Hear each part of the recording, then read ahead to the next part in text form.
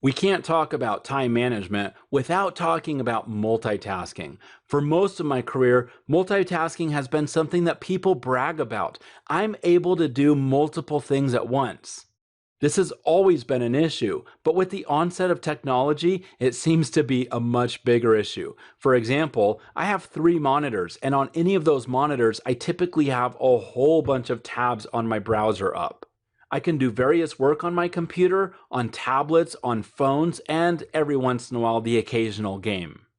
It seems like we're expected to multitask, doesn't it? The truth is, in our world, multitasking is inevitable. We're always going to be working on multiple things at once. Even if we carve out time to work on a certain thing, we're going to get distracted. Sometimes those distractions are so critical that we have to pause what we're doing and take care of them. If you spend any amount of time diving into multitasking, you'll find that multitasking has a bad rap.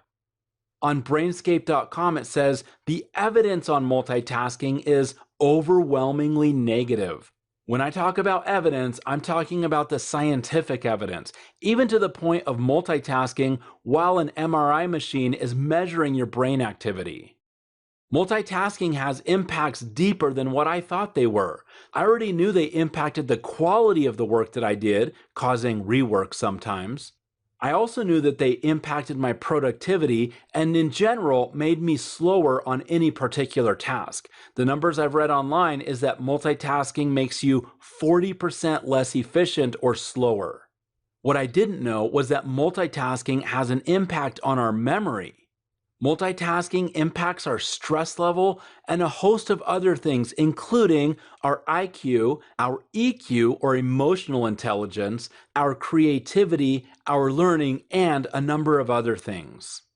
One of my favorite phrases that I read on a number of articles is that multitasking is simply task switching. The idea is that we're really not working on two different things at once. We might have two things in front of us, but we're putting our attention on one thing and very quickly switching the task to the other thing. We can do this back and forth very quickly to the point where it looks like we're multitasking, but we're really only working on one thing. Now, you might be saying, but I can multitask. It's one of the things that I do really well. Well, let's have a quick quiz. Here are four scenarios. Can you walk and chew gum at the same time? This is a joke in the United States where if you can't walk and chew gum, it basically means that you're clumsy. Most of us can walk and chew gum. Can you watch a movie and eat candy at the same time? I'm guessing you can. Can you write an email and talk on the phone to someone or have an important conversation with someone in your office at the same time? This is probably a little harder.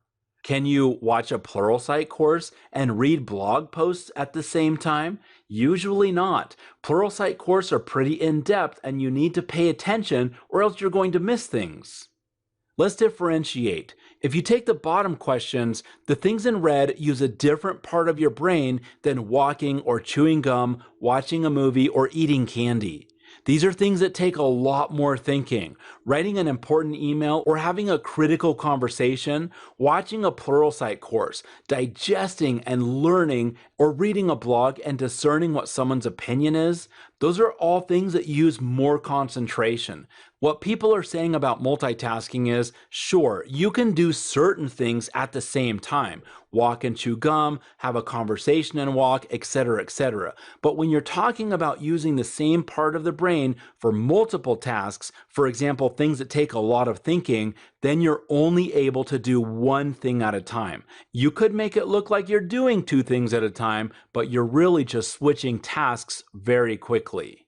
How can we improve or handle task switching? Here are three ideas. You could use lists and prioritize the things that are on your lists. You can effectively use a calendar, which we'll talk about in the next video, and you can simply choose to focus on one thing at a time.